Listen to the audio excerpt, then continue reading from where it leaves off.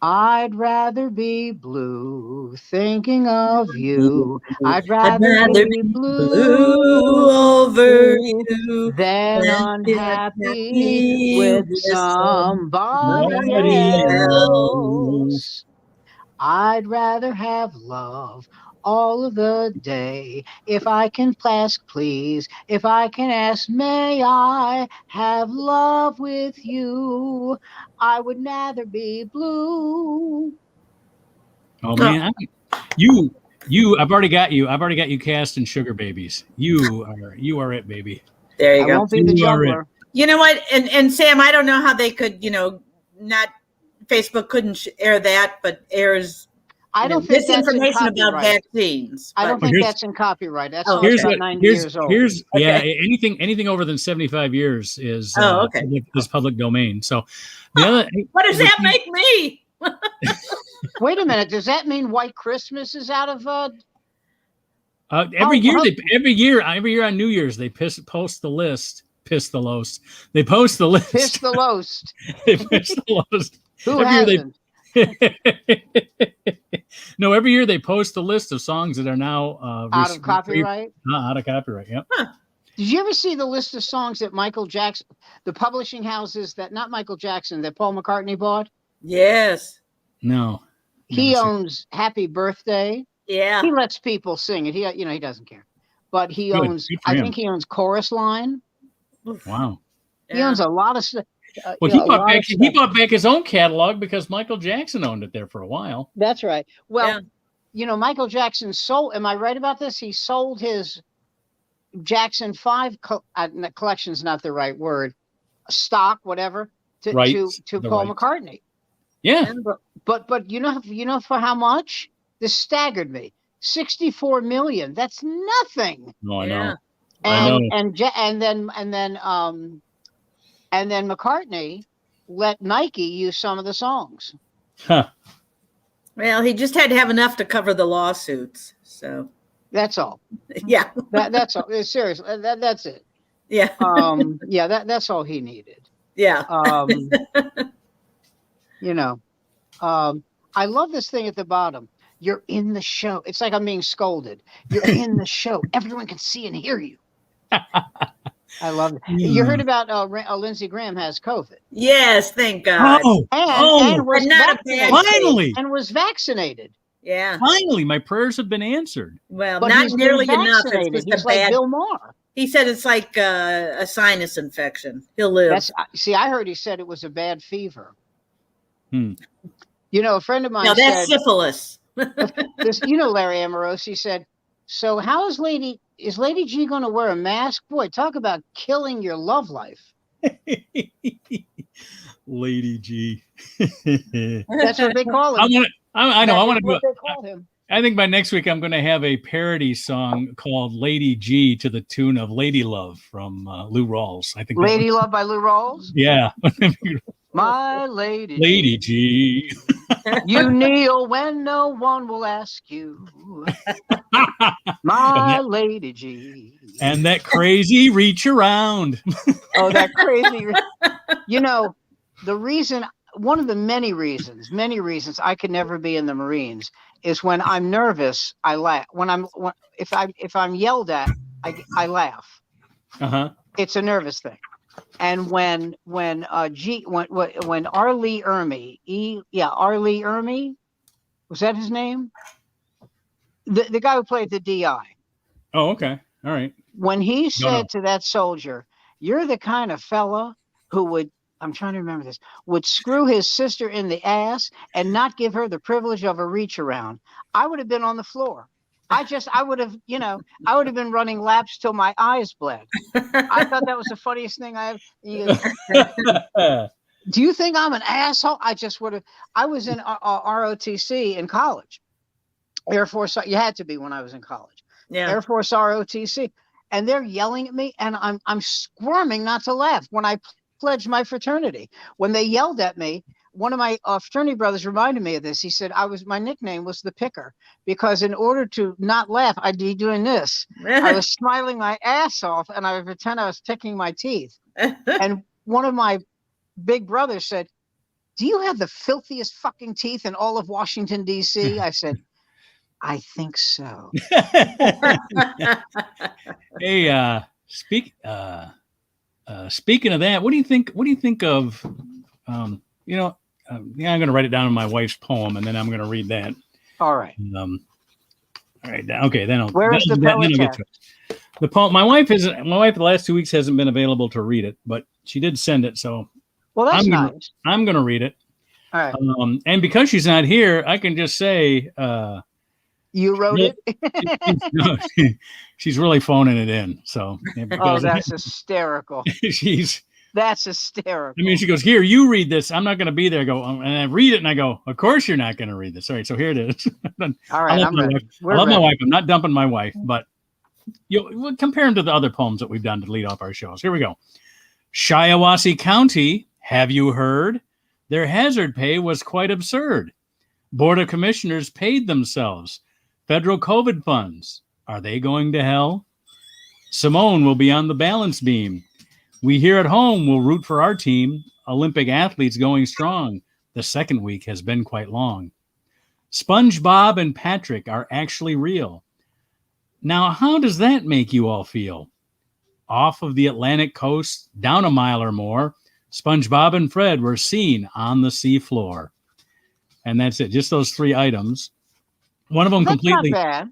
One of them completely local. So Kathy and I will have to explain to you what's going on with the you'll have to. The Shiawassee. You understand that one, Kathy? I did. The Shiawassee. You want to tell them, Kathy? You're our journalist. You go ahead and tell them about the Shiawassee. Well, the Board of Commissioners in the highly metropolitan, no one ever heard of county Shiawassee, voted themselves was a hazard pay kind of for COVID. And wasn't it like $65,000? How much? Yeah, $65,000 a commissioner. A commissioner, a bonus for all the hard work they did during COVID. For hazard pay for the work they had to do during COVID. Oh God! God! And it came out of it's coming out now because it's coming out of the money they were supposed to use to help people get evicted. Yeah. Let's all join in on you gotta have heart.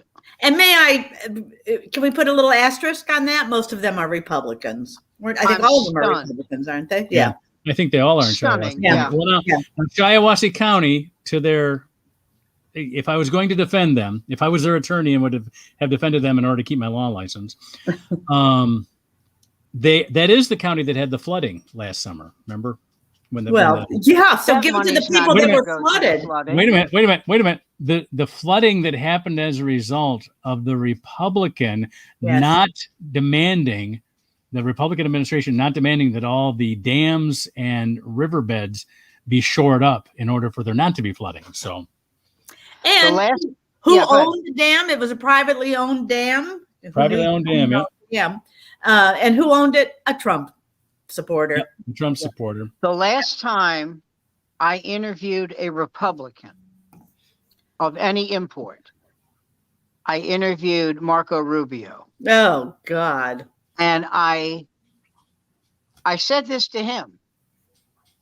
I said, I am at a loss to understand why you thought you could be president of, and please, and this is my quote, I'll never forget this, president of, and please hear me out, anything. Anything. Yeah. I said, you this was like 5 years ago. You let Trump beat you up like a orphan, okay? And yet you supported him. You lied about when your family came from Cuba. You said they were escaping Castro. They came here 3 years before that. Okay. You defended the NRA and you blatantly said, well, they contribute money to my campaign, even though your state is third in gun homicides. Yeah. I don't understand the mindset of people who would cast a vote for you. If I may, I'd like to spin one of those for Senator Rubio. Okay.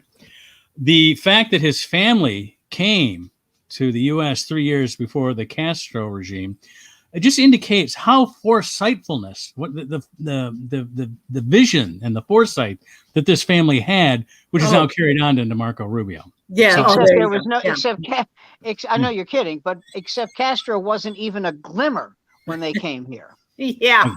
I'm saying Wasn't- they had that much force. They had that Yeah. much foresight. I'm just saying. They are a collection of horses' asses. I just, I mean, if somebody said my wife was ugly and my father tried to kill Kennedy and I supported him, I should get treatment. I should be getting inoculated. Yeah.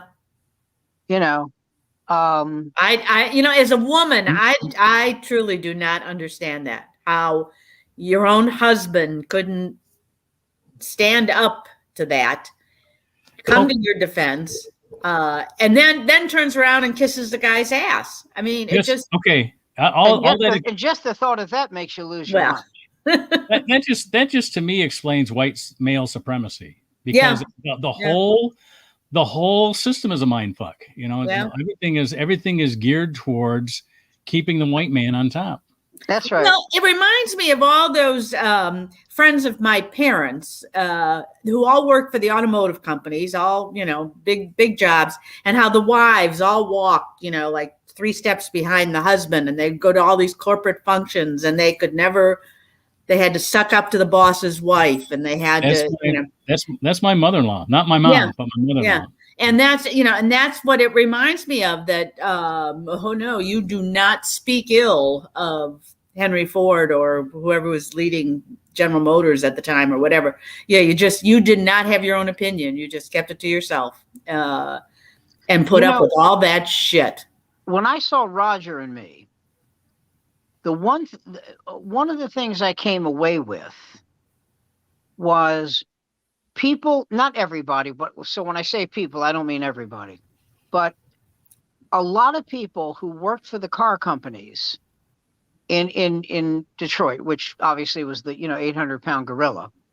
They had the mindset, and I watched this movie more than once. They had the mindset of, if you join the union, this is years ago, this isn't now. You got a job. Yeah. How do I get a job? Join the union, get a job. Join the union, get a job. But just that simple. And it was true. And I remember they showed this woman at a union hall where people were playing cards because they didn't have jobs at the time. And I don't know if you remember this. This woman had a scarf on. She was an older woman. She had like the kind of scarf an older lady would wear. Yeah. And she said, well, not you, baby, but are you nuts? Maybe only a scarf. Know what I'm saying? Anyway, she said, we got to do now. We got to get some jobs in here, like you're ordering pizza. Yeah. Like it's nothing. Just join and this woman, I would say, was in her 60s. Because she was still getting a job. If you were in your 70s, I don't see that happening at the at Ford. But she was like, yeah, we got to get some jobs. It was literally like order a slice of pizza. Yeah. And the people who ran the motor companies knew this about them, so they had no compunction about screwing them. None. Oh yeah, no, absolutely none. Well, the whole mentality though was such that, like, when they would shut. They used to have the new models come out in September. It was a big deal, all the car companies. And they would shut down for, most of the month of August to retool the factories for the new models. That's how August became the vacation month. Exactly. And, people say, well, gee, they weren't getting paid for that time. They were still collecting 90% of their salary from their union benefits. And we're up at their cottage up north. So even though they weren't technically getting their salary, they were getting 90% of it for not working. It was a paid vacation. There was a song in a song parody based on the Marine hymn in Mad Magazine. And it was, I don't know who ran GM at the time, but it was supposed to be as written by the owner, the president of GM. And the song goes, and this is 60 years ago, and I remember this, which frightens me. Okay, but it's from the gaudy grill of Cadillac to the fins of Chevrolet. We say screw old Ford and Chrysler and make obsolescence pay. So to hell with all those other cars and the sports cars from afar. We will not rest till every family has a brand new GM car. Woo! Yep. I tell you what, when I was a kid, my dad bought me one of those close and plays. Remember that? little 45 record. You put in a plastic Oh, I love player, that. and it would play, and it would play because the needle had to go right. Oh, I loved You it. could be a 2-year-old kid and still figure out how to do it because all you had to do was close it and the thing would play. Well, he got it. He got it from the shop, which whether it was hot or not, I don't know. But it came with at least 3 dozen 45s, and all of them were these 2-minute, 3-minute, sometimes 3.5-minute pop songs based on the car models from GM. Wow. And I'd love to find some of these. Have to be worth more than a lot of things that were played. Oh, back then. I think that's a king's ransom. Oh, yeah. I know. I mean, and the only one I remember was SS396, the Chevrolet Yes. Chevelle Yes. SS396. Nothing can beat my SS396, and then they go off into the Beach Boys drum solo and everything. And these things were all produced in Detroit, and which of course you could back in the '60s. Sure. I mean, except for muscle cars. We had the When I music. tell- We Go had ahead, the I'm music sorry. studios. We had the music studios back then. So When I tell when I say kids, I mean 25, 30 years old, that there were cars that had 396 horsepower, they went, Jesus Christ. Yeah. Because I mean, they know about muscle cars, but no car now. No Yeah. car has 396. and if Yeah. you saw the SS Chevelle, it wasn't a car big enough to have 390 by today's No. standards to even have. Well, I don't know how they 396. dropped it. Yeah. Do you remember when Mad But Magazine you know what Sammy, just a little car knowledge on you there. The 396 was the cubic centimeters, not the horsepower. I know nothing. And Do you remember Mad Magazine had 45 RPMs? yes. This is the one I'll never forget. She Yeah. got a nose job. She got a nose job. It's now turned up instead of hanging down. She got a nose job. She got a nose job. And now she's the prettiest gal in town. Now she's the prettiest gal in town. I never forgot that. And I feel sad that I do. Yeah.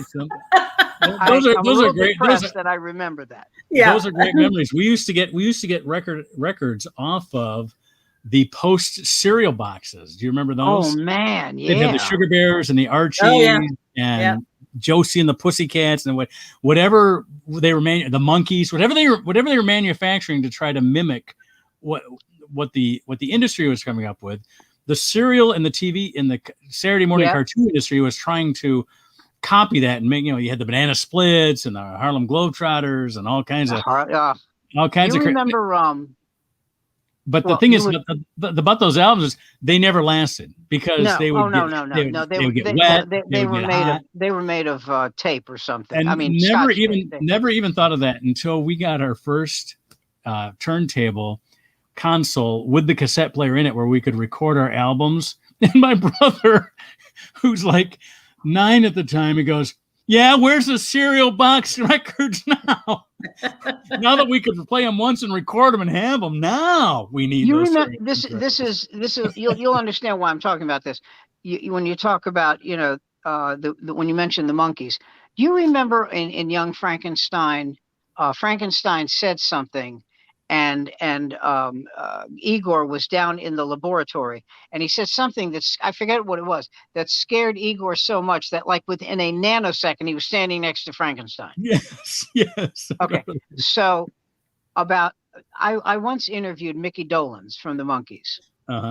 What a lovely guy, a really with the Monkees, sweet, lovely guy. So my wife adores Mickey Dolenz, just adores, right? And her friend Rita, who's a friend of mine, adores him, right? So I call her at 3:30 because my show goes on at 4. I call her and say, "Guess who I'm interviewing?" She said, "Who?" I said, "Mickey Dolenz." She hung up. The interview was at 4:10. At 4:11, and we didn't live close to the studio, she and Rita were there. I told her this once. I said, "I think you stole a car." And I mean, not only were they standing in and I never let anybody in the studio, but not only did they bogart their way into the studio, but they were standing there like this. I mean, don't mind us.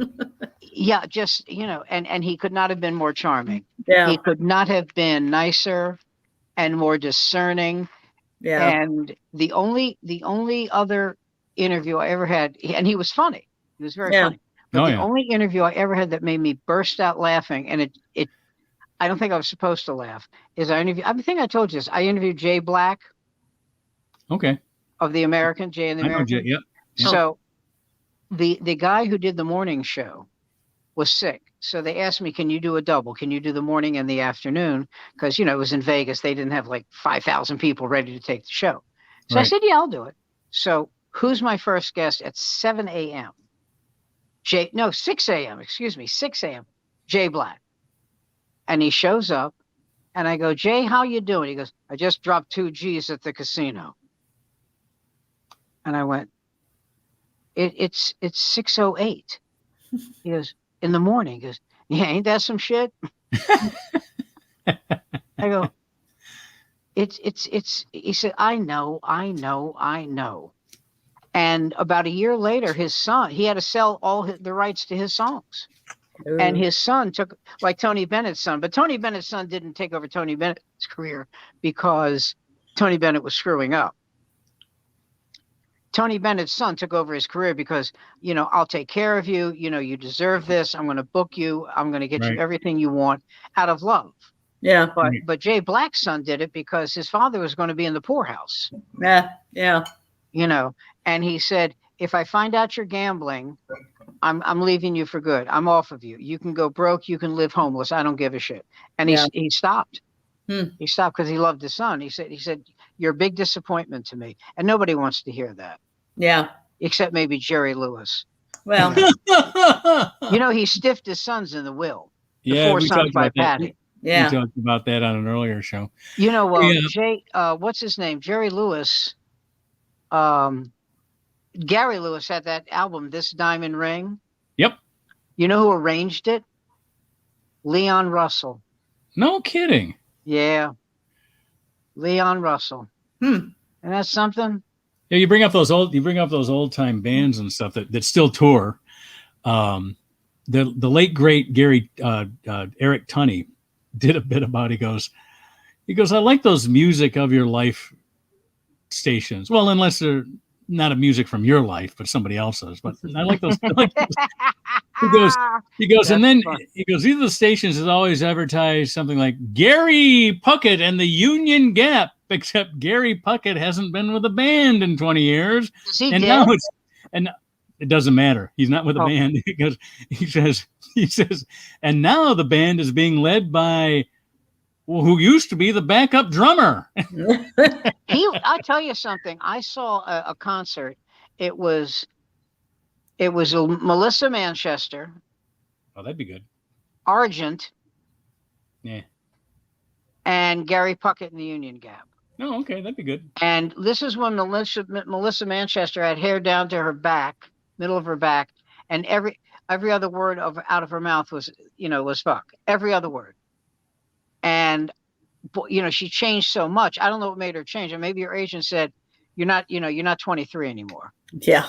Start stinging standards. Yeah. And then Argent, of course, they had only one hit. Hold Your Head Up. Yep. That was it. But they played fine. But Gary Puckett in the Union Gap, he had a great voice. That was an enjoyable concert. I saw, other than Stevie Wonder, which I'll see every time he's in town, and he's always great because he'll play because he can't see you. Yeah. Sorry. But he'll play 5 or 6 hours. So if you like, yeah, if you like will. your money's worth, yeah. Because he can't find his way off stage. But one I see what you're doing here, Sam. I'm sorry, it's vicious. One time I saw who's the guy that Lyle Lovett, Willie Nelson, and Katie Lang all on That's the a same, nice concert. Okay. all on the same That's show. a nice concert. Yeah. And it was given to me. The tickets were given to me by a local industrialist who had 7th row tickets or something like that. It was great. Wow, that is a nice concert. Yeah. Yeah, Stevie Wonder. I was supposed to see him one night, but he hurt his hands. He was reading a waffle iron. Oh! Really, Sam? Really? Oh, really? That's a great joke. That's right. Boo. Have you seen his house? He hasn't. Oh. You know what? I was really surprised to see him. I was really Stevie Wonder came out for something recently. Oh, the Juneteenth celebration. But you know, last August he had to stop touring and they were talking about him having a kidney transplant. I saw that. He was having renal failure. And then you never hear anything about him, and then all of a sudden he's performing in the next. Well, it's 10 months later, but still. That he's moving to Ghana for the safety of his children. Yeah. But somebody mentioned this. You know, I don't think it'll stop his move. But he said somebody should tell Stevie that Ghana has child slaves. So you know, you might want to rethink it. Yeah. Ghana, and they're not white kids. Yeah. Ghana is where my daughter's hematologist, my daughter Colleen, who had sickle cell, that's where he does his research, is in Ghana. Oh. In Accra. What's that? That's the capital of Ghana, Accra. Yeah, well, he does it. I think he does it amongst all the people because, well, Ghana is the place where they've determined that sickle cell was originated and was valued because it fights off malaria. But the thing. Yeah, if you have Ghana, if you have sickle cell, you will not get malaria. Well, there's good news. Jesus, the good you probably news won't get it if you don't both. go to the jungle either. But that's true. Anyway, he's in Washington. He was in Ann Arbor when my daughter had her bone marrow transplant, but he's since moved to the national.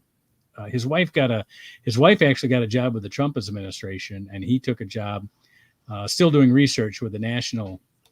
Trump didn't give a shit. He just gave a black guy a job and said, you know, we're good. Yeah. Look at me. Look at my black friend here. Listen, Speaking of all these medical issues, who had surgery? Was that you, Mark?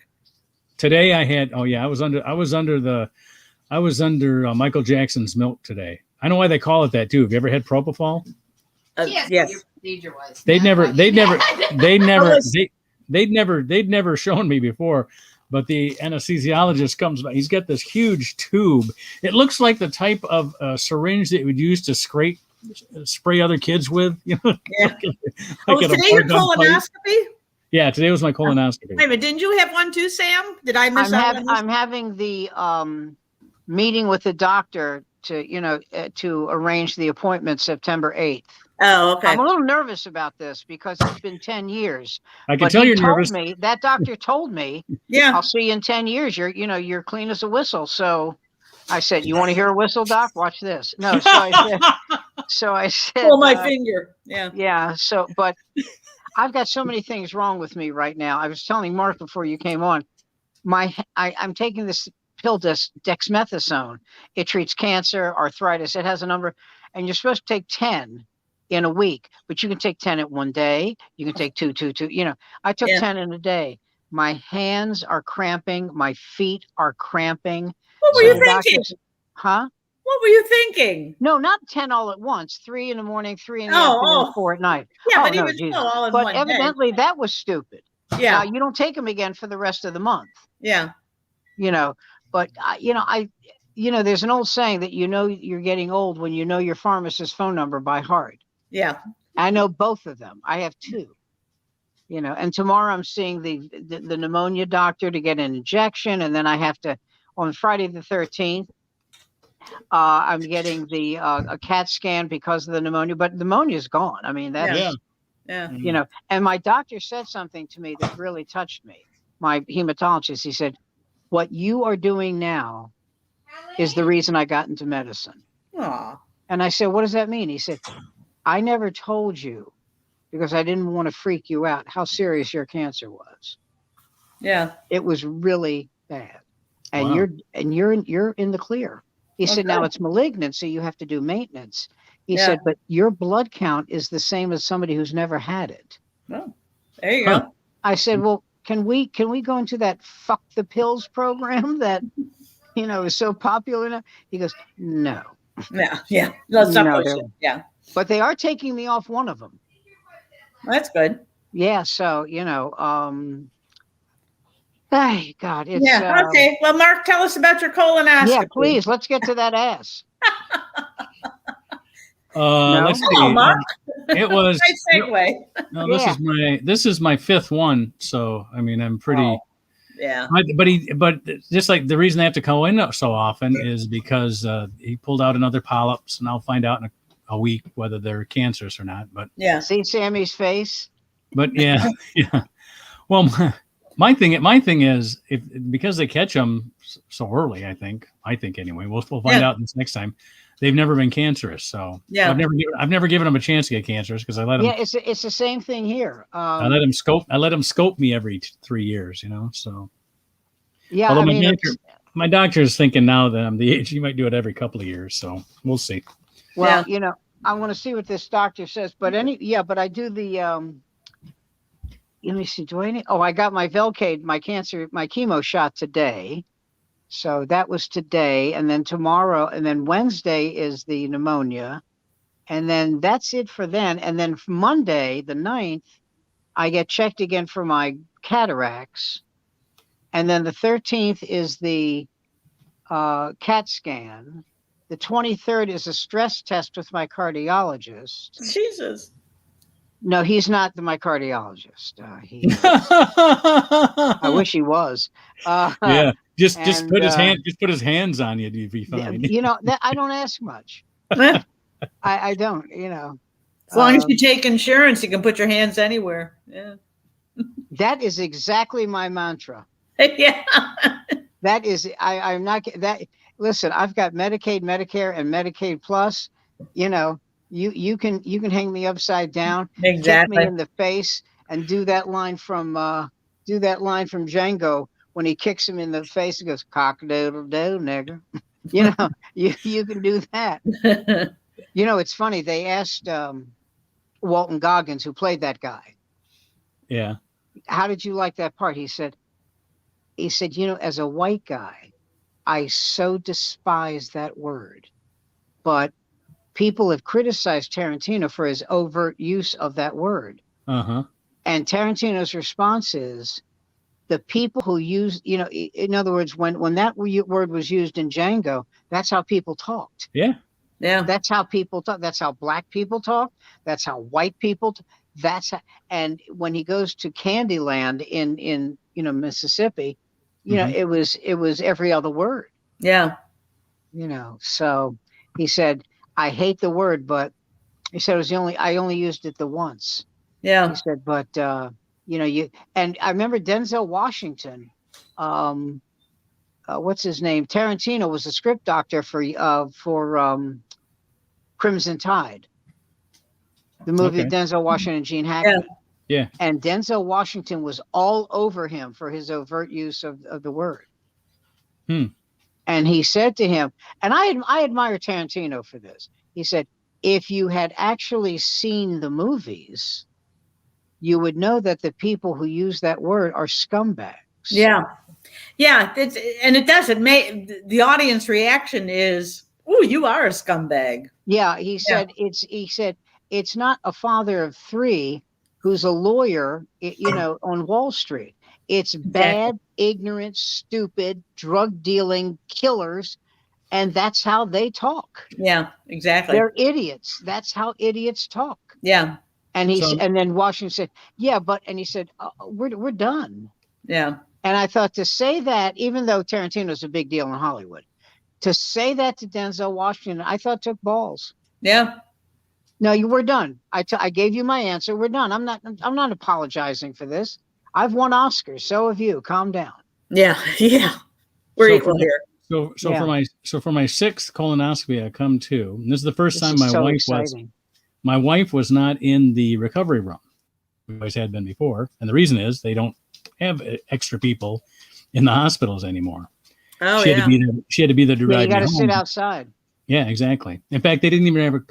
They had her drive the car up. They didn't even have her come to where I got wheeled out. They wheeled me out, and then she greeted me with the car.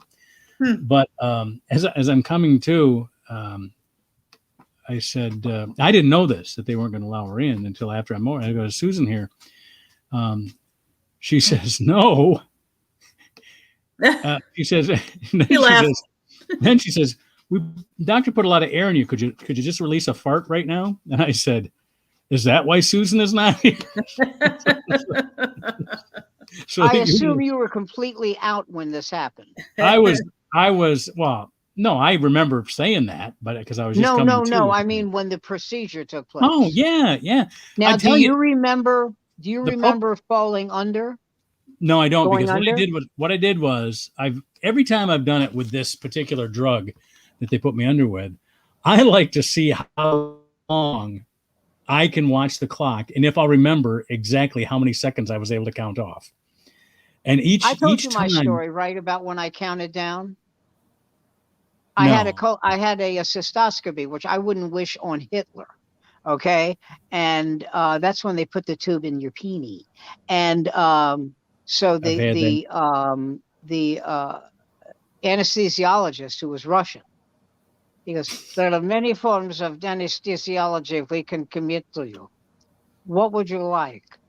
And I said, and I thought, I don't know. He said, I will suggest something that puts you under immediately because the procedure can be painful. So I said, okay. So I said, what do you suggest? He goes, I would suggest morphine. So I said, okay. Because I'm not an addictive personality, so I didn't worry. Right. So I said, okay. So about an hour later, I say to the nurse, are we going to start? Yeah. And she goes, we're done. Yeah. I said, what? Yeah. She said, now we do a videotape for insurance purposes. Okay, do you want to see it? I said, yeah, this is so great. She goes, this is you, Sam. Count backwards from 100. It's going into my veins, right, okay? Right. Count backwards from 100. All right. 100, 90. That is not an exaggeration. That stuff works fast. Yeah. And I woke up, and because I guess it has to be the morphine, it really jacks up your blood pressure. Yeah. Oh, okay. So they said, we want you to stay here for about another hour till it gets down to like 3,000 over 2,800. No, till it gets to like 140 over, 120, something like that. And I said, okay. But after an hour, it was, perfect. It was 120 over 65. So yeah. They said, okay. So, they let me go home, but it was high, but it's because of the morphine. And I walked out and I said, I don't care if my penis is spewing bullets. I'm never getting that procedure again, ever. And by the way, the first doctor I had, who I hope is dead, hated Clinton. And while he's putting the tube in me, he's talking, God damn, I said, you have to stop talking politics while you're sticking a tube into my Johnson. I said, I'm very sick. So he does it, and the pain is unbelievable. He gave me a local, this putz. So the pain was unbelievable. And he said, we're almost done. He goes, I said, this is like putting a needle in my eye and saying we're only 1/8 of an inch away. Yeah. Take it out. And he went like this. All right. So I actually, when I think of him, I hope he's dead. And I hope it hurt. Yeah, I hope it involved his penis. I want to describe. Yeah, I want to put makeup on him as an old Chinese woman and send him to a hostile black neighborhood. That's what I want. That's what I want. Oh, it's so nice that you never hold a grudge, Sam. Sam, hey, and it's funny. It was a consortium of doctors. It was 3 doctors, and when I got another doctor after that, horror show. But what amazed me is how rude and condescending and not harsh, but just rooting they were to their staff. I hate that. I hate. Oh man, I mean, they were like, "Did I ask you for this now, or did I ask you for it later?" And I went, "Yeah." And I came so close to it. What's wrong with you? Yeah. What do you? Are they making what you're making? I didn't say any of this because he had literally had my bird in my hand, in his hand. Right.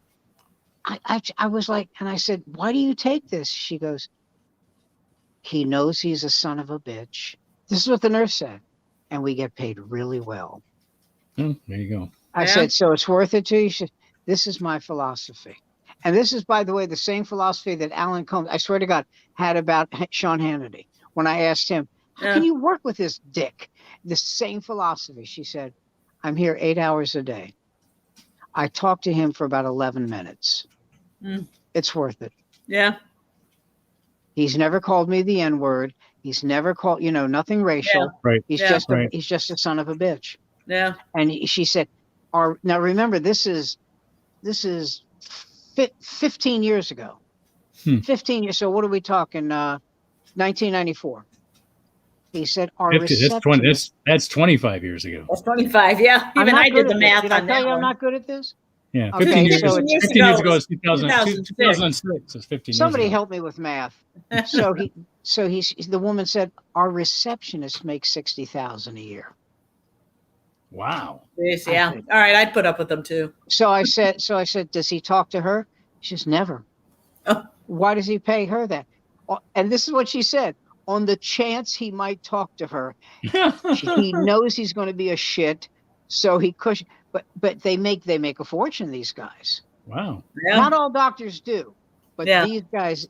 Oh yeah, do. because there are very few doctors that will go into that field, and so it's not like pediatricians that there's one on every corner. They're few and far between, justifiably so. Well, yeah, I mean, and cystoscopies is a very specified field. In other words, the guys who do cystoscopies don't do colonoscopies. That's true. And I always wanted to know what would motivate you to do be a colonoscopy doctor. Money. And I asked my doctor, and he said it's not just colonoscopies; it's all digestive issues. Yeah, it's all digest. He said people. I don't want to say it's too loud because my wife's been through this, but people have had cancer and have had bowel resections. Well, yeah. They go to that guy. Yeah. They go to, the doctor we're talking about, now. Yeah. So it's a totally different thing. And as far as cancer goes, I asked, not my doctor, because I'm so grateful for him, but I asked another doctor, I said, why did you go into the field of oncology? And he goes, because we're never going to cure cancer. Yeah. Oh, he'd always have a job. Yeah. He said, we'll make it better. We'll make it treatable. He said, 40 years ago, if you had leukemia, you got your affairs in order. That's not true anymore. That is not true anymore. You can beat leukemia. He said, but he said, if someone has bladder cancer, he said, it's what's the other one? Pancreatic. That's the killer. Oh God. Yeah. You do not want that one. Yeah. That's what Alex. Pancreatic cancer. Yeah, that's the one. That's the one that's almost a death sentence. Yeah, that's the one Alex died from. Yeah. And he lasted a long time. And I remember an interview with him, and they said, "Why do you think you lasted so long?" He says, "Because I'm rich." Yeah. Yeah, I could go to the best specialists. Why did Magic Johnson beat HIV? Yeah. I remember I interviewed a woman who was this was probably 15 years ago and was just starting up a group of pancreatic cancer in support of pancreatic cancer patients. And she said, how when you go to the breast cancer rallies and there are all these women in pink and everybody's running around, they're all survivors and we applaud them. She said, you go to a pancreatic cancer thing, there are no survivors. And then I still remember to this day when she said that. Yeah, she said it's just the families and there are no survivors. So that's why we have to fight for what we're doing. And like I say, to this day, I remember that comment and the friends that I've had who have had pancreatic. Yeah, the friends I've known, and I've lost a couple dear friends with pancreatic cancer that I go to pieces when I hear their diagnosis because I remember. Oh, of course. Yeah. Well, it's funny. When I went to my 50-year reunion, there were two people. I don't know why I was asked to do this, and no, I didn't make it a comedy routine, but I was asked to stand up, at the dinner we had. It was a 3-day thing. It was a great reunion, and say something about the 53 people who had died in my class. Wow. Now it was 50 years. Okay. But there are only 314 people in the class. So that's 16%. Yeah. That's a lot. I think But that's a it's lot. but you know what? Is this your high school or college class reunion? High school. All right, so you'd have been 68. Yeah, you expect about 16 people to die by 68. Just I guess. just But out of there the were average. two people in my class who I knew one of them pretty well because we went to junior high and high school together. But the other was a girl named Carol Hennessy. And she and this other guy who's a Korean kid named Raymond, well, American, but Korean by, Raymond Park. And I thought Raymond would be one of these guys who would live till he was 104. He was the quintessential stereotypical definition of the inscrutable Asian. He was quiet. He was, very sure of himself. He made great grades. And so I asked one of my classmates, I said, what happened to him? And he said, I don't know. And I said, I thought he'd be the guy who would survive us all. And he said, you know something? He said, Orson Bean got hit by a car.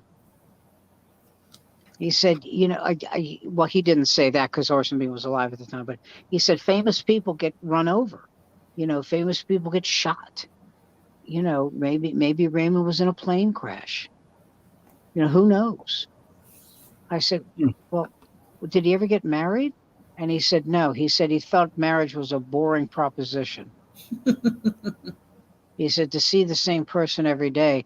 And he said, I remember he said this to me. He said, I'm not going to be one of these people who serial dates, but I just can't see the same person all the time. God, I'd be. Yeah, obviously, he'd never met me. Well, I said to him, once you've had a taste of Ryan, there's no denying. So, Yeah. I didn't say that, but I thought it's a good line for now. But people die. One of my dearest friends in high school, Ernie Chambers, died in Vietnam and stepped on a landmine. Yeah. And I went to the war memorial, and I hadn't seen him since the year before he died. And I went to the war memorial in DC, and I don't know if you've been to it, but they have Powerful. I've been. They have a way of. It's very I powerful. don't know how to say this. You can look up your friend by like he's in this row. Yeah. You know what I mean? Yeah. Yeah. And I saw his name, and I fell apart. Yeah. And I hadn't seen Ernie in 50 years. I fell apart. Yeah. I was sobbing. And and I had other friends who went to Vietnam. One friend of mine, he was in artillery, and he wrote me a letter. He said, by the time you get this, I will not be in artillery. I said, what do you mean? He said, the second letter will tell you. So what he did, he and his sergeant had a nice relationship. They played poker together. And he told his sergeant, I can't do this. He actually said this to him about artillery. I just can't. You don't want me out there firing shells at me. I can't. And he put him in the typing pool. There you go. Put him in the typing pool, and Okay, come on, we gotta tell some jokes. We're just dragging everybody down here. What other topics do we have, Mark? I'm getting depressed. They actually found a sponge off Miami that looks like SpongeBob. I saw that with Patrick. Yep. They found really? Yep. Yep. You weren't kidding. A starfish that looked like Patrick with a sponge that looked like SpongeBob. Yeah. That's pretty exciting, I guess. Yeah. Who lives in a pineapple under the sea? SpongeBob SquarePants. I went to the Broadway play of that. Really? How was it? And it was great. Yeah. My wife and I went thinking, it's going to be shit. It was terrific. Yeah. The acting was the way great. it is? Yeah. Huh? That's got to be the way it is. There's got to be some way that when they're putting stuff like that together, somebody goes, "It's a fucking cartoon," or something like that.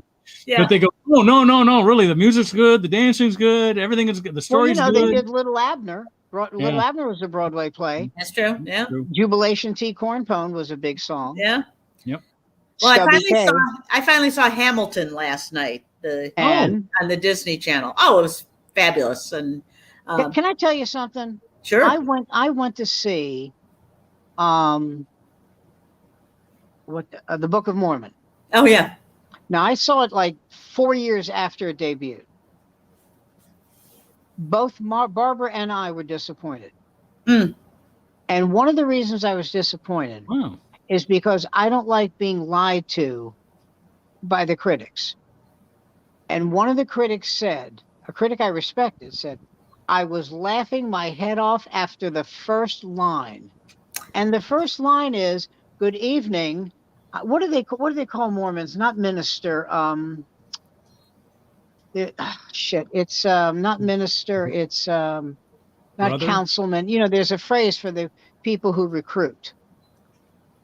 But anyway, that was the first line. Yeah. Let's say it was Reverend. It's not, but Yeah. hi, I'm Reverend Jones. That's not funny.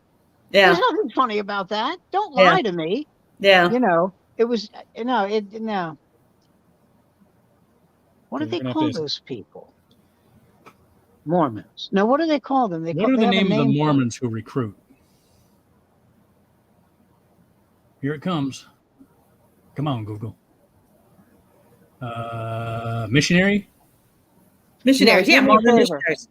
Google cast of Book of Mormon, and it'll tell you that way, Okay. won't it? Because it'll say Hold on. so and so. Yeah, I'll get it.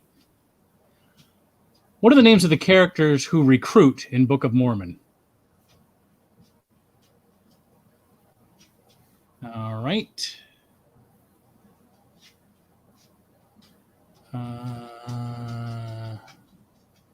Nope, that's not it. What do we got here? Amalekite? Nope. All right, it's not that. Oh, here, try this. What character did Andrew Rannells play? Rannells in Book of Mormon. Try that. Elder. That's it. Elder. There That's you go. it. He was Elder Hello, Price. I'm Elder Smithson. That's not funny. Yeah. And I apologize for making you look for it. But, That's right. you know, it wasn't funny. It just, you know, and I didn't think the music was that great. I mean, there's no musicals now that have music you leave the theater humming. Well, exactly. That was kind of my feeling with Mormon too. I thought I need a song to hum on the way home, and there wasn't one. Yeah. No. That's what was great. That's what was great about the producers. Yeah. God. It's Springtime for Hitler. in Germany, winter in Poland and France. Oh, just genius. You know, I just wish hate when it was, people say, do you think that could be made now? Yes, just shut up and watch the goddamn play. Yeah, exactly. You know, he made it. Now, did you ever see the attempt he made at Blazing Saddles as a musical? Yes. How was that? Terrible. Oh, that's too bad. Because I really like that film too. Terrible. Should have let, you know, listen, if you have a chance to make some money, make some money. But it wasn't good. It wasn't. Now, did he do a Young Frankenstein musical too? I'd rather he not. That's too bad. I'd rather he not. Yeah. That's my Well, favorite you know what? comedy of all time. But the movie the producers was about making of a bad musical. I mean, how could that not be good? Yeah, exactly. Did I tell you the story about that? What's that? About the producers? Is there a real life story on that one? Well, 14 years before the producers came out, the movie. 68, so that would have been Right. 54. There was a TV show called Racket Squad. Oh, yeah, you did tell me about that. Did I tell you, Kathy? That's where they got the story from. The story of overselling stock to investors was, on a Broadway play, came from Racket Squad. Wow. Huh. The exact same story, which I find horrendously, and that's the word I want to use, coincidental. Yeah. Yeah. You know I what? find it amazing he didn't know that. no one ever gave Mel Brooks heat for it, so no one else remembered it either. Maybe he didn't know, but it just seems. Well, you know, one of the things too that I loved about Hamilton when I finally got around to watching it on the Disney Channel, which I got the name and password from my daughter. It's her account. Way to go, baby. I know. But how, how generous of them, for lack of a better term, to release the video of that play for the world to see during the pandemic. That's and right. You know, everybody borrowed passwords. They didn't sign up for Disney Plus. Well, that's the kind of guy he is. Exactly. And I thought, here's a perfect example of a fine individual. We need more of that. Bill Maher got really pissed off, and I'm glad he did. People were criticizing Miranda because he didn't have enough dark-skinned black, and he said, I am sensitive to this. I would have told him, kiss my ass. Yeah. I would have told him, it's not, I see, that complexion isn't black enough for you. Yeah. Really? Yeah. How's this? Is this black? I hope you can see this, kids. Is that black enough for you? Piece of shut up.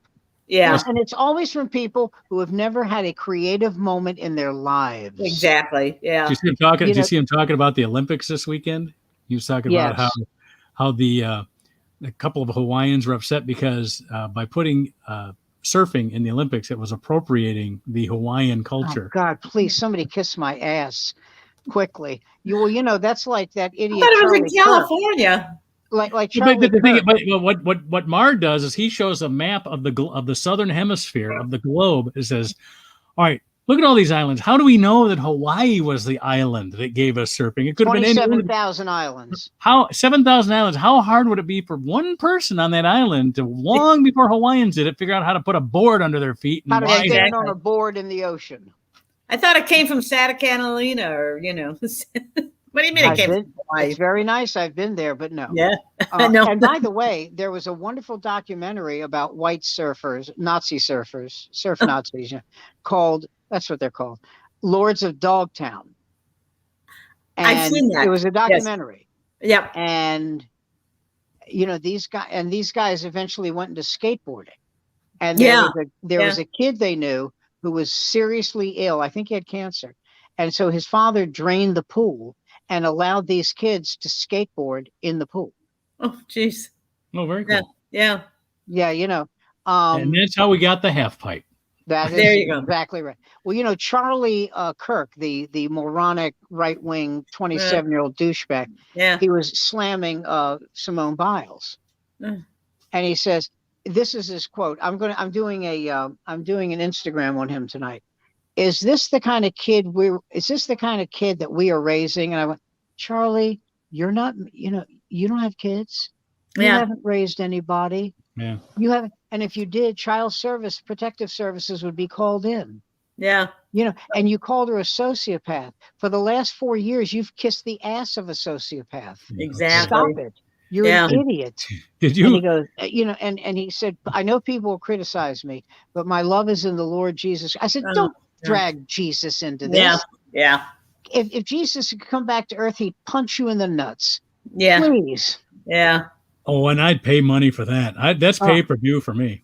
Yeah. Wouldn't that be great? Wouldn't that be wonderful? Did you see the Onion headline on the Simone Biles thing? Yes. Where it said, I think the headline went, conservatives at a rage for Simone Biles denying them the chance to criticize her victory.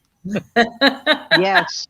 Yeah. I didn't even read the article. That headline was enough for me. And the thing is, I never read the article with him. Yeah. But the thing is that, I hope she wins. I don't care. Yeah.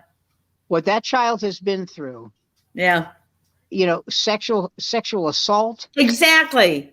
Which people talk about, but they don't talk about it enough. Okay. Exactly. Sexual assault. It just, please. Yeah. And none of these people criticize, especially not just Charlie Kirk, but Piers Morgan, you imperialist bitch. Yeah. God Almighty. People don't know what it's like to have the whole world watching you. Well, even when they were showing the video, the old tape of, and I can't remember her name, the gymnast a few years ago that broke her ankle or whatever. Carrie Strug. Yeah, Carrie and, Strug, yeah. and Bella Karoga, or whatever his name Right. is, was Karoli. carrying her off the field, off the podium, Maybe and a all little that too stuff. closely. Well, not only that, but I mean, he's been sanctioned for his. Not, I don't know if his names came up. Not for that, but for working them but the to death. physical, For working them to death. yeah, the physical and emotional abuse that he put on these, Right. Well, this is how you got to play through your pain. Oh, cripe. Yeah, I wouldn't It's take just that shit if I was a ridiculous. professional football player. Exactly. Let alone her. Exactly. But I mean, these professional football players are making $20 million a year. These gymnasts below the Olympic level make nothing. Oh, by the way, speaking of professional football players, the NFL has told them if you don't vaccinate, then you have to get the test every week. Yeah. And if and if you come up positive, you're out of the league for a year. Yeah. I didn't see the name. I didn't see the name of the player, but the Detroit News had a headline today saying that there's a wide receiver for the Lions that's now considering not playing this season. Fine. Yeah. Bye. Good. Yeah. Get out. Yeah. Yeah. Go to the Canadian League. They won't let you in the country. Yeah, exactly. Yeah. Go to the CFL. They won't let you in the country. And I love the guy who said, Ryan Tannehill, another idiot. He goes, well, I wasn't going to get it, but I guess I was convinced because you wouldn't have a job, asshole. That's right. There was a Lions player did the same thing. I got the shot. That's all I'm going to say. Yeah. Oh, well, thank you for keeping it terse. Exactly. Yeah. We're getting to the point now. My dream is going to come true. I was hoping that God had sent a disease that killed all the Magites. You know what? I don't hate all Republicans. I don't either. It's the cultists. It's the cultists. I hate the ones. I hate the ones who think that Donald Trump was going to be reinstated. But they in August, it's coming up. It's now. They're the ones. Yeah, that is now. They're the ones who now seem most likely to get the worst, not the good virus that we had before that only killed 1% of the people, but now they got the stronger one that's killing like 3% of the people. Yeah, that gets stronger if these people don't get vaccinated. That Delta becomes the Lambda variant or whatever. Yeah. As soon as that happens, maybe they'll be gone too. And here's what's funny about it is they didn't want to vaccinate they didn't want to work on a vaccine for the AIDS patients. Yes. And, so I guess it makes sense that they don't want to do this one for them. That's right. Well, Provincetown, they had 40 cases. Now check this out. They had 40 cases of COVID over the last week. 40, right? Mm-hmm. Of the new variant, right? Yep. None of them died because they had all been vaccinated. Yeah. Right. None of them died. They were in and out of the hospital in less than 2 days. Yeah. So they got it, but it's not going to kill them. Yeah. Okay, here's the idiots talking. Here's what the idiots say. Oh, look, they got the vaccine, but they still got the COVID. Yeah. Not leaving out the fact that the people that get it now with the vaccine don't die. Yeah. Don't die. Don't get seriously ill. That conservative radio talk show host. Yes. He's dying. Yes. Good. He is dying. He's not going to last the week. Yeah. Well, I love the meme that's out there now that says smallpox and polio were not cured by herd immunity. It was a vaccine. If Trump had been president in 1954, there'd be 30 million Americans on crutches. Exactly. Yes. We'd still be manufacturing iron lungs. That's right. Oh man, iron lungs. I thought with the mirror up top so you could see your face. Yeah. I thought of this one today. If I heard people saying, well, it was developed and weaponized by the Chinese in a lab. And I'm thinking, if they hadn't developed it and weaponized it, now that they've seen how we react to it, they will develop it and weaponize it. And that'll be a new one. Yeah. It'll be a new one. In fact, they'll launch it on us and call it the true blue American virus. Yeah. Yeah. All they need to do because they know what goofs 1/3 of our country is. Yeah.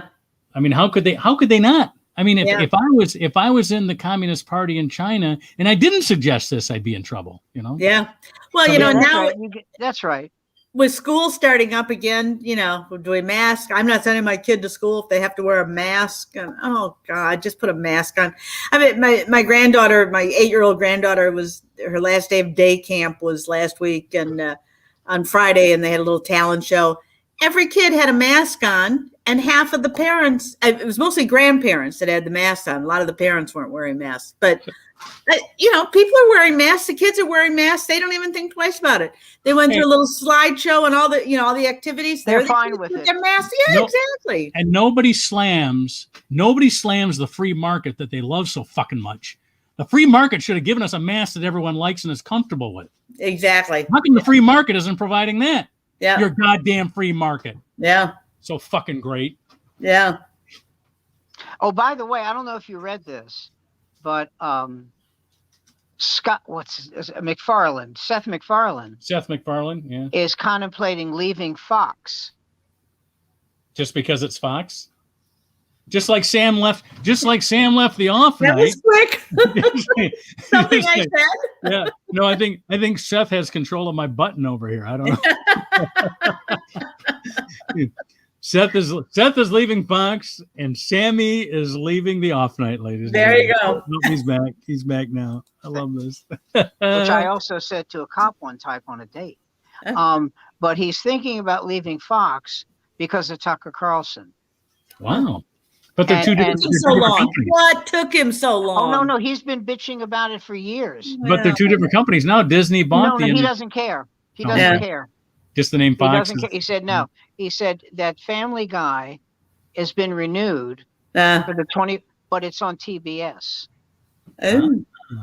Okay. Yeah, he's leaving. You know what he said? You know, when people tell him, well, it's two separate companies, he said, Rupert Murdoch signs the checks, right? Yeah. You know, Rupert Murdoch has, you know, and I'll tell you what surprised me is that Lachlan Murdoch, his son, used not to be a huge right winger. Yeah. Was not, and he is now. Yeah. And the one who isn't, James, they kind of exiled to Australia again, you know. Yeah. Huh. What a nightmare, honestly. When you listen to what they have to say about the January 6th riot and how they slander and slam those police officers that testified at the hearing. What's her name? Laura Ingraham. Ingraham gives like an Oscar to it. Yes, what a performance! They were giving such a great. They're just actors. They're all actors. Can I tell you something? I was at a radio conference, and she was asked to speak. And obviously, the people who are her syndicators are conservative, right? Yeah. Mm-hmm. This is 10 years ago. They were embarrassed by her what she was saying about. It was the second worst speech by a woman on radio I'd ever heard. The worst was Laura Schlesinger. And the guy who ran this, it's called it's Talkers Magazine's seminars.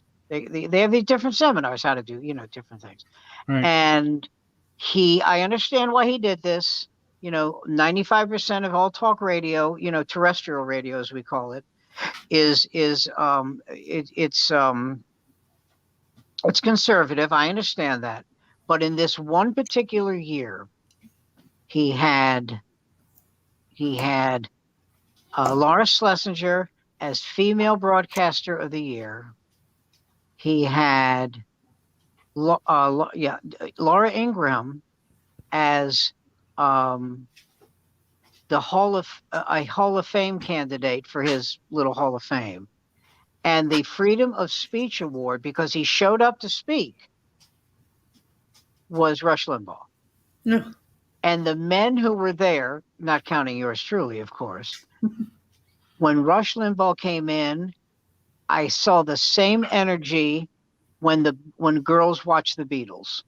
Did they throw their panties at him? Did these guys? They were trembling. And the thing I found interesting was that Limbaugh's speech was reasoned, non-bombastic, well thought out. very articulate, in no way,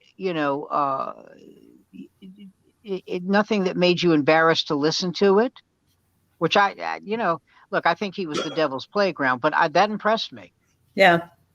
He said something I never forgot. He said, I could be the greatest talk show host in the history of this planet, but if my ratings aren't good, I'll be fired. So I will say what I have to say to stay on the air and get good ratings. And once you hear that, then you know the whole game plan. Yeah. I mean, he was definitely a right wing, subversive. Yeah. But when he torqued it up, when he turned it up through 200 or 300 notches, that's why. Yeah. That's why. Not his true belief system. Yeah. But that's why. My feet are cramping. I'm getting upset with this. This is pissing me off. It hurts. God damn it. Talk to your doctor. All right, get up and walk around, Sam. All right. All right. That's what I'm going to do. Hang on. Oh, mommy. You know what needs to be done. So other things that happened this week was much better. Another thing that happened this week go was and scare the shit out of my wife. That would be cool. The America First congressional contingent had their press conference that they had to run away from for being heckled. Yes, good.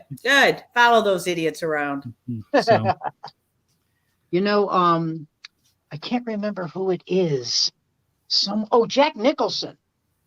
Jack Nicholson has a son who I guess is, I don't know, Nicholson's 82. Yeah. So the son is about 35, something like that, right? Right. Yeah. He looks exactly like Matt Gaetz. Well, that's something to be proud of. You said that to Sam like there's some opportunity for us in that. Well, he's handsomer. Okay. But he looks a lot like him. Ew. Oh, if I were only 17 again. That's not enough for me. I want to find out he's gay. I want to find out that these women. Yeah, I mean, I want to find out that these women. Yes, I went to the bathroom, but I did it. You know what we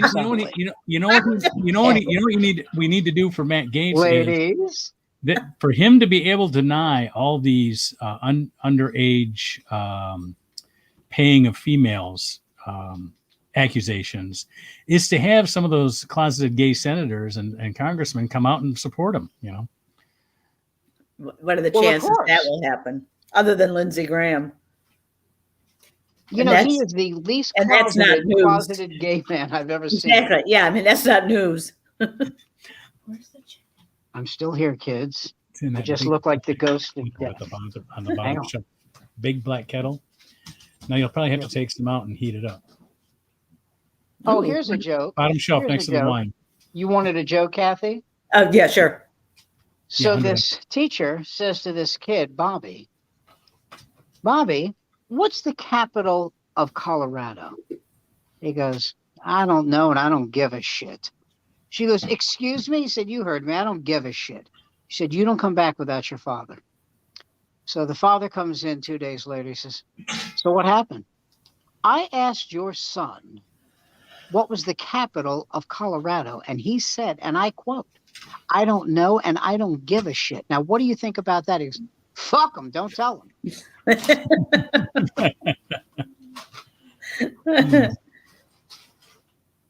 Joke is older than God. That's yeah. That explains a lot of my trips to the school office. The only time when I was a kid, I had a coloring book that no one else had. And I charged kids 5 cents a page to color in it. Would you have nudes or something in it? Yeah. Yes. What made it so special? Ooh. Yes. And the teacher saw me doing this and sent me home. And I was scared. My father had never hit me a day in his life. Hit me one time because I was 3 hours late coming home from school, and he was so worried and frustration and fear. He hit me on the butt. He went, what do you, but that was it. Never hit me. So he said to me, did you do this? I went, yeah. He goes, and you took a nickel from kids in your class? Yeah. How much? He goes, he said 45 cents. He goes, come here. Pony up the That's my boy. But the best one was, somebody asked the teacher, and I had to go to Hebrew school. I didn't have to, but Jewish kids went to Hebrew school called Cheder. And somebody asked the teacher, why can't we have milk with meat? And the teacher said, because I forget the biblical book, but it said, you will not boil your goat with milk.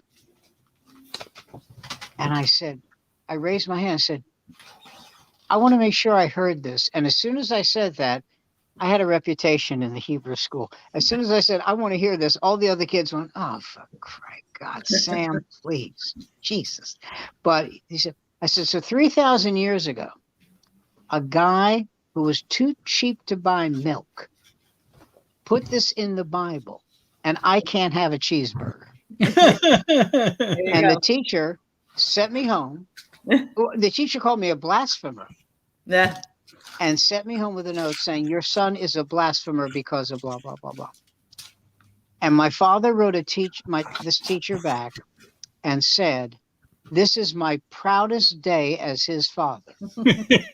He said, no one buys this bullshit, and neither do you, Rabbi. Yeah. And as soon as he signed it, he said, you don't have to take this back to him. And I said, why? He said, I think we're changing synagogues. Yeah. I don't think the rabbi's going to read this and say, well, I respect your difference of opinion. There you go. Yeah. I think it's bad. I think so he looked at my mother. He said, Bessie, I think we're changing synagogues. And Yeah. I said, why? Said, well, you know the thing with Sammy the other day? And she said, yeah. He said, well, I wrote this. And I thought she was going to blow her top. Yeah. I thought she was going to blow her. She reads it. She goes, yeah, that's okay. Yeah. They didn't like the rabbi. Yeah. There you go. They said, this guy is talking like he's delivering the word of God himself. Yeah. He's interpreting. And my father went, no, we're leaving. Yeah.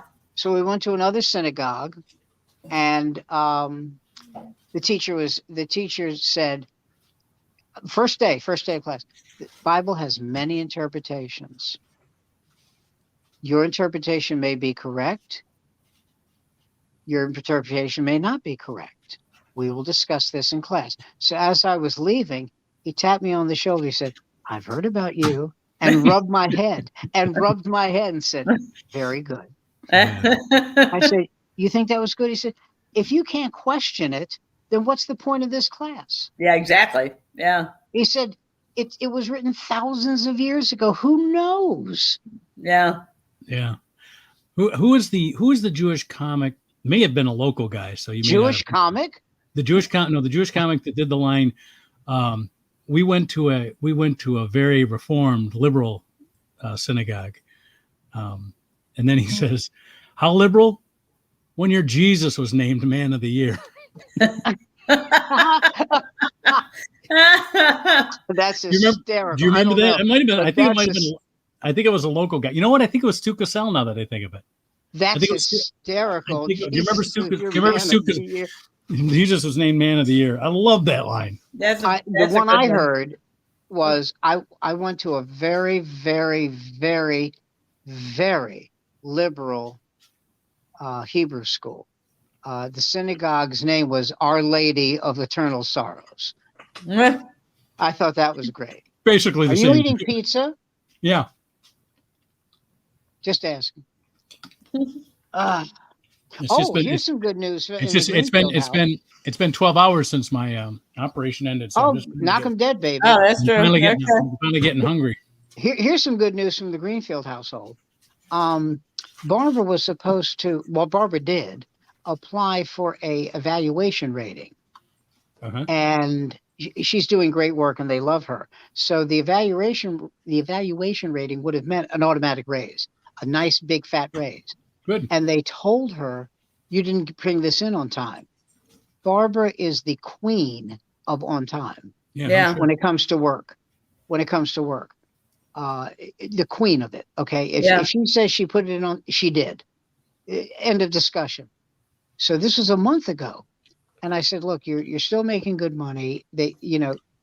Don't forget to remind them about this. And today she got an email saying, we screwed up. You did put it in on time, and we will retroactively give you this raise that you so well deserve. Wow, good for Awesome. you. Good for them. Good for her, yeah. Good for But everybody. Good for them for owning up to it. Sure. Because there are a lot of bosses who go, "Oh, she don't know shit." No. Yeah, But here's, exactly. she said, this business, they let people go after 2 years. I'm a little nervous. Barbara's a little nervous about everything. And I said, they don't let executive assistants go. Yeah. Yeah. Okay. They do not let the person who, when the boss says, where is that thing? And you go, it's right here. Yeah. They don't let the people who run the place. They also know where the bodies are buried. So well, sergeants run the army, okay, not generals. Yeah, exactly. So I said, you seriously, don't worry about it. I said, besides which, if you do get fired, we have my enormous waiter salary. There you go. She goes, yeah, why don't you move to Northampton, Mass, and leave me? Just move to Northampton on your huge salary. Yeah. Well, Northampton is the home of Smith College, and Smith College is the home of, and Smith College is lesbian-a-palooza. Now come on. Oh yeah. Well, oh no, that school has a preponderance of gay women. It does. Well, I'm not knocking it. It does. That, if you think of it, ask somebody in the Seven Sisters colleges, Vassar, Holyoke, which one has the most gay women? Because you're going to find gay women in any college, but and they go, oh, Smith. Yeah. Oh yeah.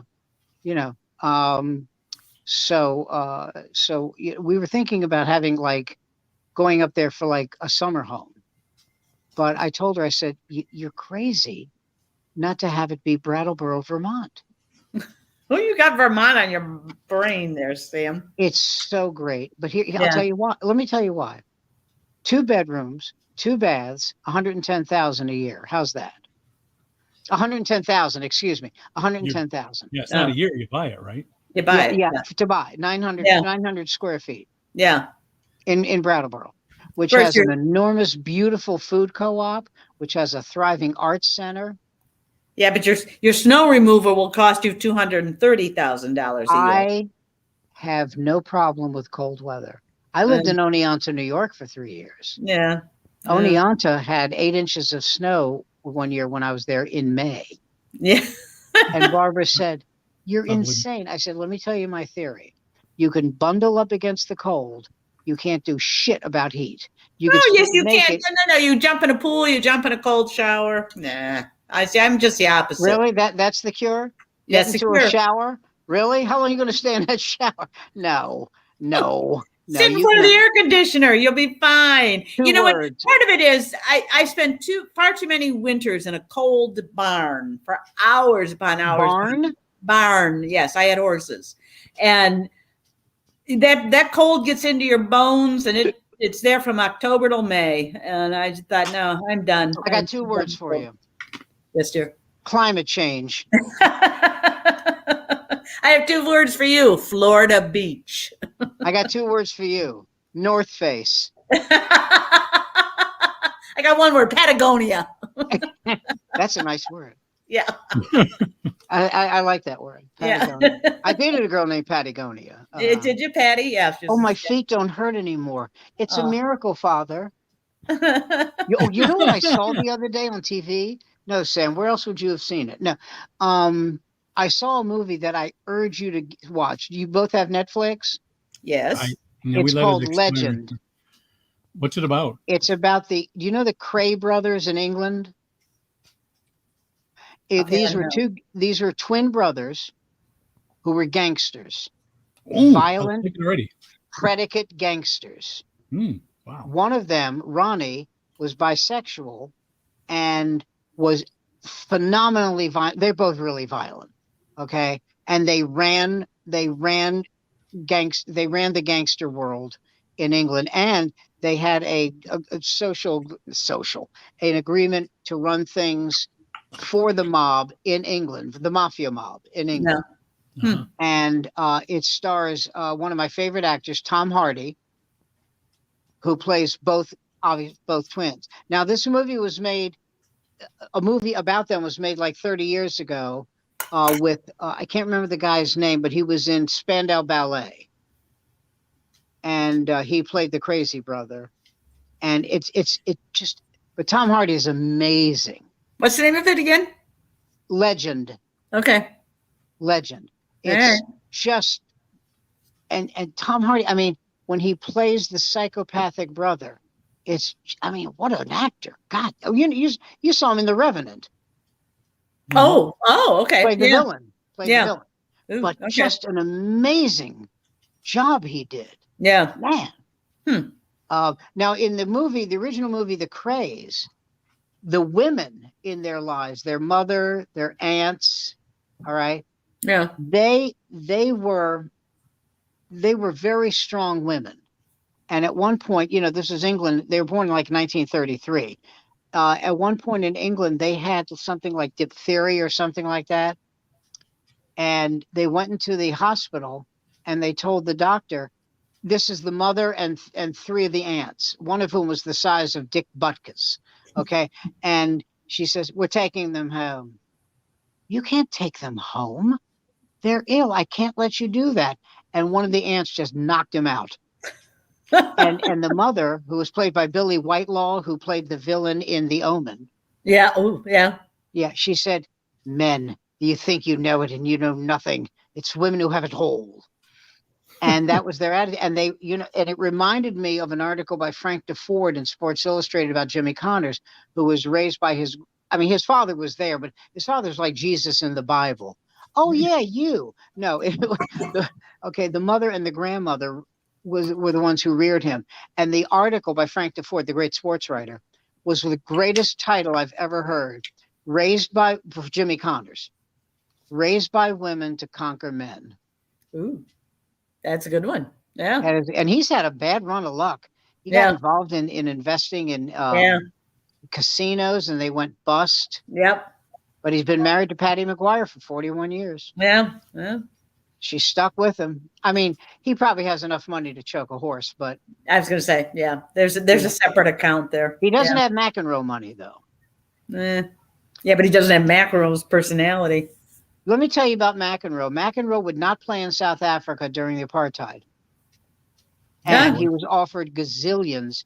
And his father, said this. He said, everybody thinks John is this jerk. I saw him play when he was 18. He was practically whining when he was playing. I saw him in person. He was, I thought, what an idiot. But he said, everybody adores Chris Evert. She jumped to play in South Africa during apartheid. She ran to play apartheid. John wouldn't do it. Yeah. And Johnny Carson said to John McEnroe, I want to give you $50,000 to teach me how to play better tennis. I need 1.5 hours. And he said, what do you want me to teach you? Serve, volley, and backhand. And he did. These guys, they make money you don't know about. I mean, like John McEnroe, one time there was somebody wanted to pay him like $50,000 to, like a half an hour. He says, I don't get out of bed for $50,000. They get private parties. They do private lessons. Yeah. They make and I met him when he's married to Patti Smith. Yeah. And she used to hang out at the comedy club I used to work at, the Comedy Cellar. And Who's he was there. Huh? Who's married to Patti Smith? John McEnroe. Patti Smith, the boxer? Not because the night belongs to lovers, the other one. Oh, okay. All right. The pretty one. Sorry. Well, he was the one that was involved with Tatum O'Neal, though, wasn't he? Yes, they were married. They were married. Yeah. He said he tried everything he could. Yeah. To deal I with gave him a lot of credit for that. Yeah, he said he did everything he could to put up with her drugs. He said it just reached a point where he said to her, I saw this interview, he said, you have to stop. I'll send you to rehab. I'll be there every day for you. Yeah. Wouldn't do it. Yeah. It's I'm so grateful I don't have an addictive personality. People Just who, an you know, obnoxious one. well, yeah, I'm annoying. No, Yeah. well, you know that great line by Greg Rogel. He says, "Dad, why do people, you know, pick on me because I'm Jewish?" He says, "Greg, you have to understand something. Throughout your life, there are going to be people who are mean to you and treat you badly because you're annoying." Yeah. It's very simple. Yeah. Well, it's 1:30, kids. Yeah, An it hour and is. 30 minutes of pure hell. There you Yep. go. It was fun. I'll Okay. find out what happened to Andy. Try to get him back here next week. But Yeah. Hopefully you didn't Probably fall a off the drug boat. bust. You know what I'm saying? that could be. That could Yeah. be. Or he hit really big on one of his parlays that he plays on the There you go. gambling sites. He may have found a woman. There you go. Under a rock. What are you talking about? He found him. Did he is pot legal in Michigan? Yes. Completely. Yes. Completely. Smoking on the street. Oh, here's what's Like you here's do a not cigarette. here's what's not legal. It's not legal to bring it in from Canada and hide it on the river in the riverfront warehouses like the FBI just busted a warehouse full of it because it wasn't distributed legally, but it was legal pot. I mean, they just had to. And I'm sure the police just burned all of it. Well, if they did, you wanted to be downtown because it was on the west side. Yeah, they stood downwind when they did. Yeah. God bless them. I just want edibles. I had a quarter of a brownie at my friend's house in Vermont, where it's been legal forever. Yeah. And you know, he said, "Sam, why do you fall asleep every night at 9:45?" I go, "Because I take the brownie at 8:45." Yeah. There you go. You know, we've had hard candies in our bedroom, you know, away from the kids and everything, edibles, and we've had them for 4 years now. I mean, it's just we're just not. Does it affect you the same way smoking a joint does? I've never smoked a joint, so I wouldn't know. So, but I mean, we've had the stuff, and I'm always telling my kids, all right, when it's legal, you know, they go, well, it's medical legal, get a medical license. Well, I don't really need a medical. I'll wait till it's recreational, and then it's been recreational legal for 4 years. They go, I feel that smoking it gets me higher. I said the same. I just do, but I can't smoke anymore. I can't. My heart, you know, my cardiologist said you can have edibles once in a while. Yeah. Which to me means every 3 hours. But you know, you can have it every once in a while. He said, but no more smoking for you ever. Yeah. No. He said, I'm so grateful that you don't smoke cigarettes. I go, so am I. Yeah. You Can't know, afford them. Yeah. I'm annoyingly clean. He said, you are annoyingly clean. He said, do you lecture people? I said, no, I smoked and I drank and I smoked pot. Who the hell am I to lecture somebody? Yeah. Just because they're losers. Just because they're idiots who like to put Dudley Nightshade into their lungs. Remember Dudley Nightshade on Crusader Rabbit? That was the villain, Dudley Nightshade. Yes, Crusader Rabbit. Thank God you're here. All right, I'm going to put that in my veins. I'm going to leave, guys. All right. All right, we'll see you next week. See everybody next week. Yes. Bye. Yep. Good night, guys. Good night. Good night, everybody.